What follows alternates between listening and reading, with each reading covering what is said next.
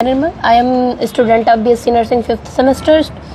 मेरा सवाल ये है कि मेरे फादर को ही डायबिटीज़ और उनको हार्ट दोनों की प्रॉब्लम है, तो उनको कैसे हम डाइट प्रोवाइड करें, कैसे उनके साथ हम बिहेव करें, कैसे उनके साथ हम मैनेज करें? क्या जो हार्ट और डायबिटीज़ की जो प्रॉब्लम है ये कॉमन प्रॉब्लम है जो अधिकतर लोगों में उम्र के साथ साथ डेवलप होती है। ये जीवन शैली के कारण होने वाली बीमारियां हैं जिनको एक्वायर्ड इलनेसेस कहा जाता है, कि अगर हम चाहें तो ये बच सकती हैं। इसके मुख्य कारण कहाँ से शुरू होते हैं कि जब हमारी उम्र 50 साल के आसपास होने लगती है तो हम चलना फिरना कम कर देते हैं, हम सीडेटरी लाइफस्टाइल में आ जाते हैं, हम हर जगह कार से या स्कूटर से जाना शुरू कर देते हैं, अधिकतर ऑफिस में बैठ करके अपना काम निकालते हैं। हर समय जब टहलने की बात हो, कहीं पार्क में जाने की बात हो तो ये कह देते हैं बिज़ी बहुत है, नहीं हो पाएगा, बाद में जाएंगे। फिर कहने लगते हैं जोड़ों में दर्द है, फिर कहने लगते हैं भाई बहुत सारा काम है, हमें तो पॉसिबल नहीं है, वर्क प्रेशर बहुत है, कुछ ना कुछ करके हम प्ली लेते हैं। जबकि अगर हम सच बात देखें तो आजकल की जो जनरेशन है, आप सब लोगों की जनरेशन है, एक सवाल पूछूं, सच सच बताओगे? Yes sir, yes. कि आप दिन भर में कितना समय यूट्यूब और व्हाट्सएप को देते हैं?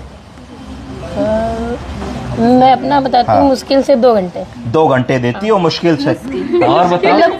कभी कभी, रोज का नहीं, 2 से 3 आवर देते हो, ठीक है? रोज का नहीं है, लेकिन रोज का नहीं है ना। अब ये बताओ कि कितने लोग ऐसे हैं जो वॉशरूम जब जाते हैं तो मोबाइल फोन ले जाते हैं और वहां पे करते हैं?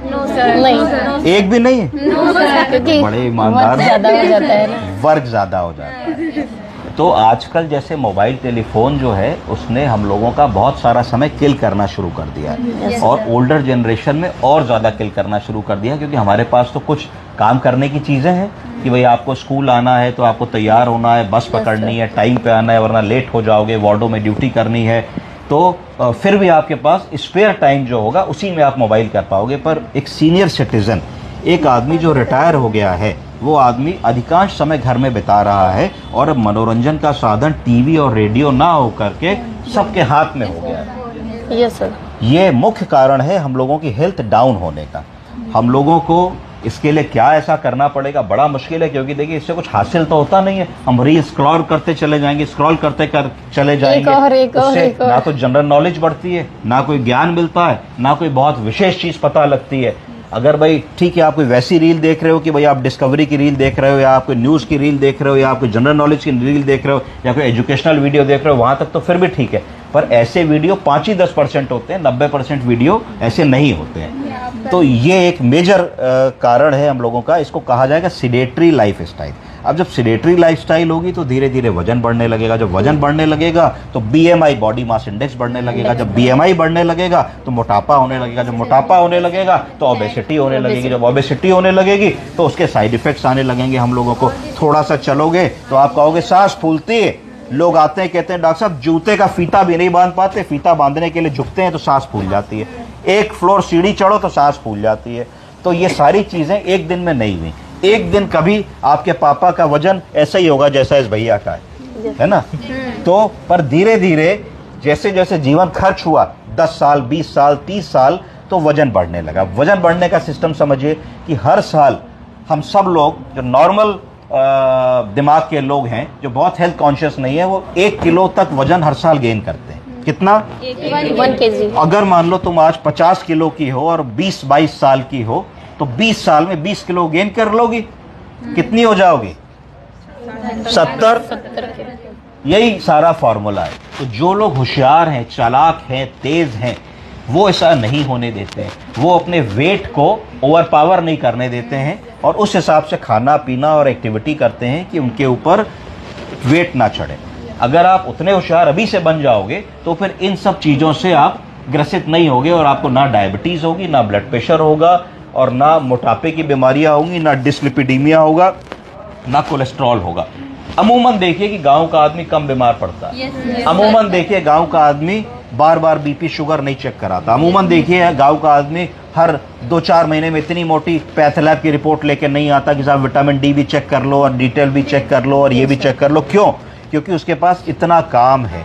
सुबह उठता है, खेत में जाता है, 4-6-10 घंटे खेती करता है, साइकिल पे चढ़ता है, दूध लेने जाता है, इधर जाता है, चारा काटता है, गाय भैंस करता है, तो उसकी फिजिकल एक्टिविटी ही की टू सक्सेस है। जबकि हो सकता है कि वो उतना महंगा खाना ना खा रहा हो, हम लोग ज़्यादा महंगा खाना खा रहे हो, पनीर और कोल्ड ड्रिंक खा रहे हो और चिकन खा रहे हो, फिश खा रहे हो सकता है वो सिर्फ लौकी, तोरई, परवल, टिंडा, मेथी, बथुआ, सात्विक भोजन पे जीवित हो, परंतु क्योंकि फिजिकल एक्टिविटी है और डाइट अच्छी खा रहा है, तो इसलिए जो एक्वायर्ड इलनेसेस हैं, जो बच सकती हैं, वो उसको नहीं होती। ऐसी बीमारियां जो हमको जेनेटिक मिल रही हैं कि मम्मी पापा से हमको डायबिटीज़ आ गई, तो वो तो मम्मी पापा से आ गई, पर उसमें भी अगर तुम लाइफस्टाइल मॉडिफिकेशन नहीं करोगे तो लाइफस्टाइल उसमें आग में घी का काम करेगी। कि अगर जेनेटिक रूट से बीमारी तुमको 40 साल में आनी है, 50 साल में आनी है, और तुम 20-22 साल में मोटे हो गए, तो तुमको वो 20 साल में आ जाएगी। तो ये तो बात हुई कि आती कैसे है बीमारी। अब बारी आए कि पापा करें क्या। तो देखो, पापा को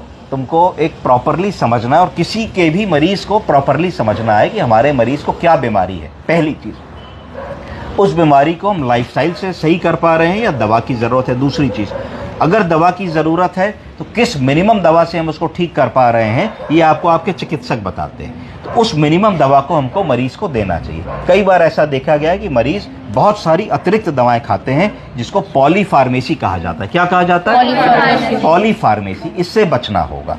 फैंसी ड्रग्स खाते हैं, बहुत बार मरीज मेडिकल स्टोर से ओवर द काउंटर ड्रग्स लेके खाते हैं। उनको बड़ा शौक होता है कि भाई एक ताकत की दवा दे दो, तो बढ़िया विटामिन बता दो, जोड़ों में दर्द रहता है, कुछ ऐसी दवा बता दो कि जोड़ हमारे ठीक हो जाए, थोड़ा सा फुर्ती नहीं रहती, फुर्ती की दवा बता दो, याददाश्त में कमी आ रही है, थोड़ा याददाश्त की। तो बहुत सारा जो ओवर द मार्केटिंग स्टफ है, ये नहीं लेना चाहिए, क्योंकि ये कहीं ना कहीं हमारे शरीर को नुकसान करता है। तो इससे बचना चाहिए। और अगर किसी को ब्लड प्रेशर या डायबिटीज़ है, तो लाइफस्टाइल मॉडिफिकेशन करके, अपने चिकित्सक की राय करके, 1-2 छोटी मोटी ब्लड प्रेशर या शुगर की दवा करके अपनी चीज़ों को मैनेज कर सकता है और एक लंबा समय अच्छी तरीके से निकाल सकता है। दिक्कत कहाँ आती है कि हमको साहब COPD की बीमारी हो गई, सांस की बीमारी है, हम बीड़ी पीना नहीं छोड़ रहे, हम सिगरेट पीना नहीं छोड़ रहे, यहाँ दिक्कत आती है। पता लगता है कि हमारा कोलेस्ट्रॉल और ट्राइग्लिसराइड बढ़ा हुआ है, हम तभी भी समोसा खाना नहीं छोड़ रहे, तो दिक्कत वहाँ आती है।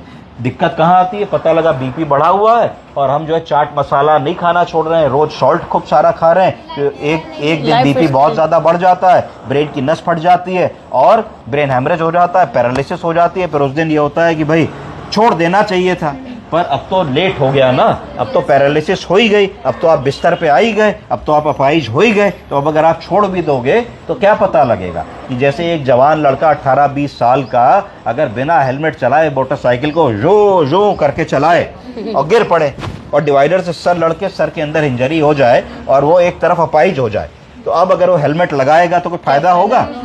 है जब बिस्तर पर लेट के अस्पताल में हेलमेट लगाने से फायदा होगा? नहीं होगा ना।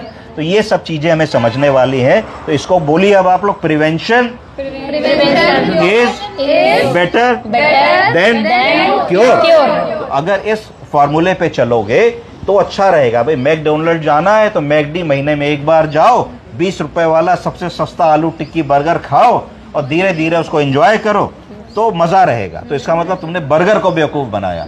और अगर तुम वहां जाके 500 रुपए वाला महाराजा मैक खाओगे और बढ़िया कॉफी मंगाओगे, उसमें चॉकलेट और 3 चीनी के पैकेट खोल के डालोगे, तो फिर मैकडी और बर्गर ने तुम्हें बेवकूफ बनाया। आप समझ रहे हो? ये आपका टेक होम मैसेज है। अरे बारिश होने लगी। चलो ओके।